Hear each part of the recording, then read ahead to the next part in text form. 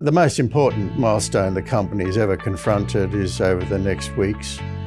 I can't promise which week because the decisions are in the hand of our development bankers, but they're going through the process of final approvals.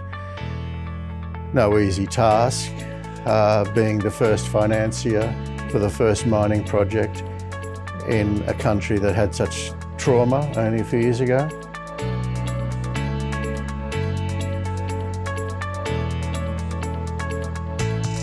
Hello to those tuning in to the Assay TV, where today I'm joined once again by Harry Anagnostaras-Adams, the Executive Chairman of Kefi Gold and Copper. Welcome, Harry. Thanks very much. It's great to see you again. So as our viewers probably know, you've been on the Assay a few times. You're operating in Ethiopia and Saudi Arabia. Talk us through some of those decisions to operate in those jurisdictions. Well, you know, I've grown up in this industry, mainly in Australia, and I've heard geologists waxing lyrical about the Arabian-Nubian Shield for as long as I can remember. And it was always about geopolitics, not about geological potential. And 20 years ago, or nearly 20 years ago, I moved my family over to Cyprus to tackle the so-called low-hanging fruit in this part of the world. And one company we started in Spain is Atalaya Mining, which is a copper producer now. We started a company in Cyprus, which is exploring and perhaps moving into development in Cyprus. But the third company was the most adventurous one in that it went into really frontier markets for mining. And we focused on the Arabian-Nubian Shield 15 years ago in Saudi Arabia. And I'd have to say that until 2 years ago, if I mentioned Saudi Arabia to anyone in the professional investment community for mining anywhere in the world, their eyes would glaze over and they'd start changing the topic. It's quite the opposite today, and everyone wants to talk about Saudi Arabia. So I suppose our vision was correct, but our timing was perhaps a few years early. And I'll come back to what we're doing now, but how did we get involved with these countries? The geological lessons we learnt in Saudi took us into Ethiopia. And once again, geopolitics wreaked havoc on others and us. And once again, you'd have to say that until 2 years ago, she was looking at pretty unfriendly jurisdiction in many ways. Some of them very highly publicised ways.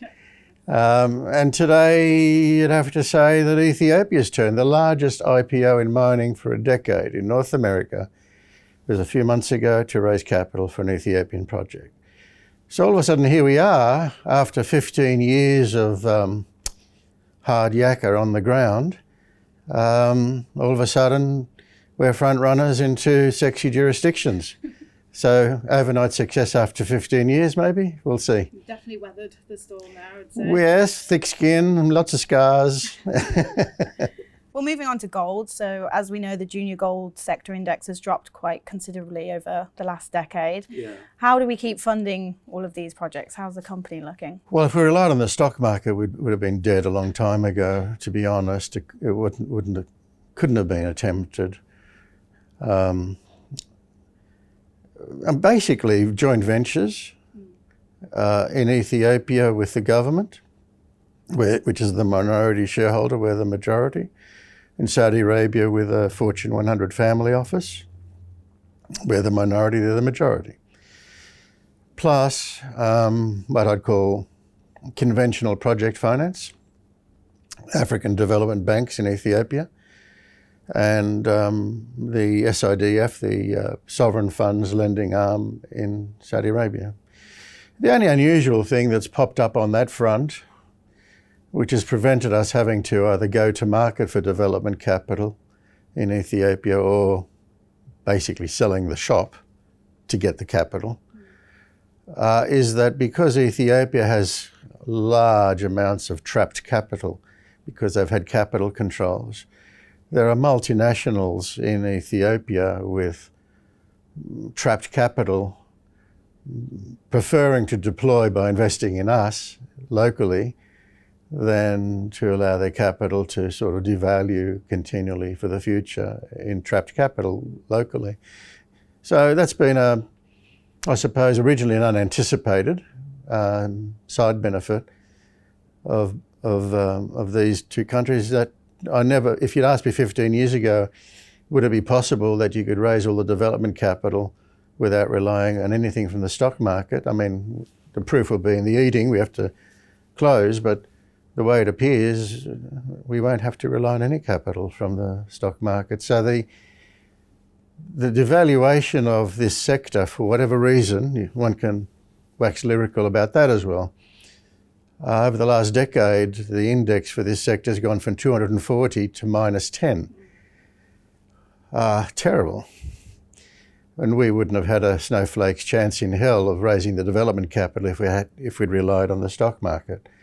So there you are. I feel like the governments are quite supportive of junior mining companies and explorers. Yeah, I mean, governments always say the right thing, but the real test is whether regulatory obstacles, some of them inadvertent, are modified to allow mining capital to deploy. And until 2 years ago, that wasn't the case in either Ethiopia or Saudi Arabia.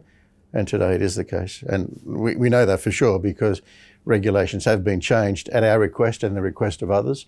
And so it is happening, and the two jurisdictions geopolitically are now, a world better than they ever have been for the entrance of the mining sector. So would you say Kefi's now at quite a takeoff point? Yeah. At this point in its journey?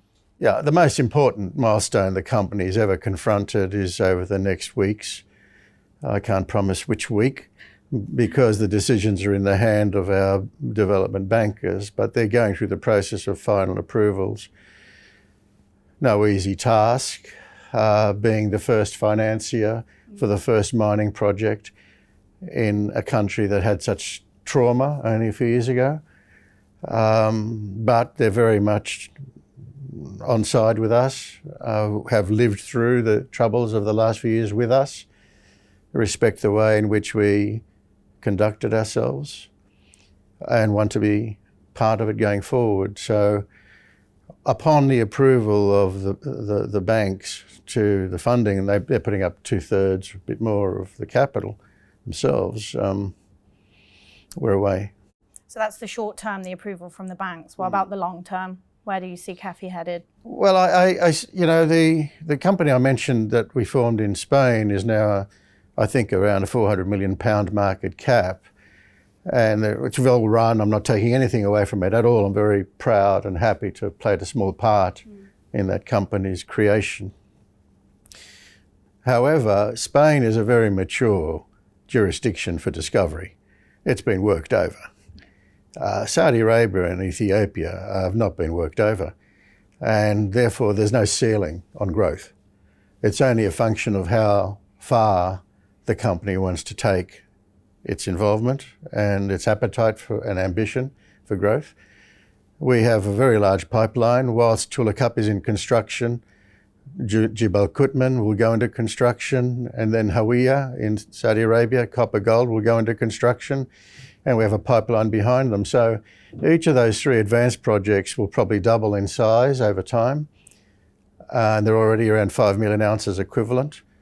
And there's a pipeline behind them. So I don't see a ceiling at all for Kefi. It's just a function of how fast we do run, how fast we're allowed to run, and our performance. And it's no to the resilience of the company for sure, how far you've come.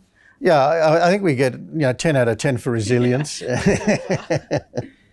So I know, as you mentioned, you moved from Australia around 20 years ago. Was it all worth it to pursue this Kefi journey? Financially, not yet, but it will be. Family-wise, the jury's out. The children, the wife would put a big question mark against all that. Incredibly supportive, for which I'm eternally grateful, but they would question the value. I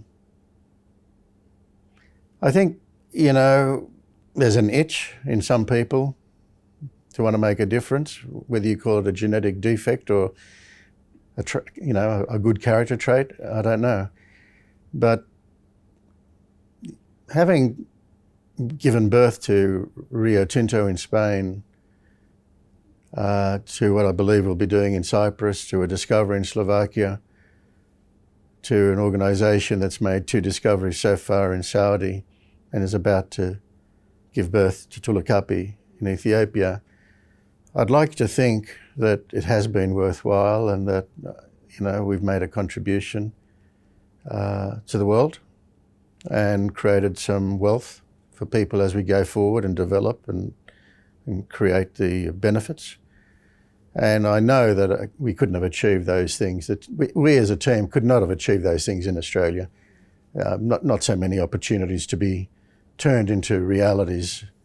Quite so, it might sound like a long time, but the average in the world is 15 to 20 years for a mining project, and look what we've done over that period, or will have done. Oh, excellent. Thank you so much, Harry. It's been great to chat to you, and hopefully we'll catch up again soon. A real pleasure being here. Thank you.